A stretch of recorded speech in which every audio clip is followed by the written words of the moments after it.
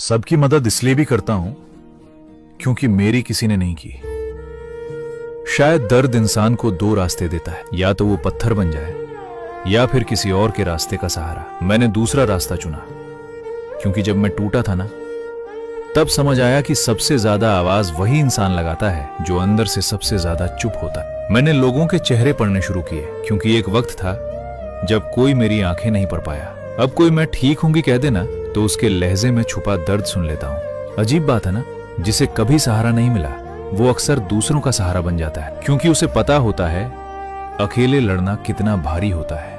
अब मदद एहसान नहीं लगती, इबादत लगती है, क्योंकि जिंदगी ने एक बात सिखाई है, दुनिया में सबसे पवित्र चीज किसी टूटे हुए इंसान को 2 पल का सुकून देना है। और सच कहूं, मैं लोगों को बचाते बचाते खुद को ढूंढ रहा हूं और आखिर में बस इतना समझ आया, अब लगता है ठीक कहा था गालिब ने, बढ़ते बढ़ते दर्द दवा हो जाता है।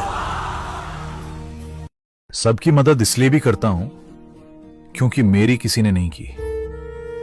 शायद दर्द इंसान को 2 रास्ते देता है, या तो वो पत्थर बन जाए या फिर किसी और के रास्ते का सहारा। मैंने दूसरा रास्ता चुना क्योंकि जब मैं टूटा था ना, तब समझ आया कि सबसे ज्यादा आवाज वही इंसान लगाता है जो अंदर से सबसे ज्यादा चुप होता है। मैंने लोगों के चेहरे पढ़ने शुरू किए क्योंकि एक वक्त था जब कोई मेरी आंखें नहीं पढ़ पाया।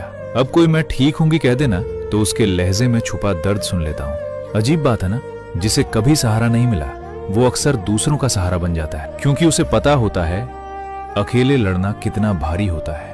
अब मदद एहसान नहीं लगती, इबादत लगती है, क्योंकि जिंदगी ने एक बात सिखाई है, दुनिया में सबसे पवित्र चीज किसी टूटे हुए इंसान को 2 पल का सुकून देना है। और सच कहूं, मैं लोगों को बचाते बचाते खुद को ढूंढ रहा हूं और आखिर में बस इतना समझ आया, अब लगता है ठीक कहा था गालिब ने, बढ़ते बढ़ते दर्द दवा हो जाता है।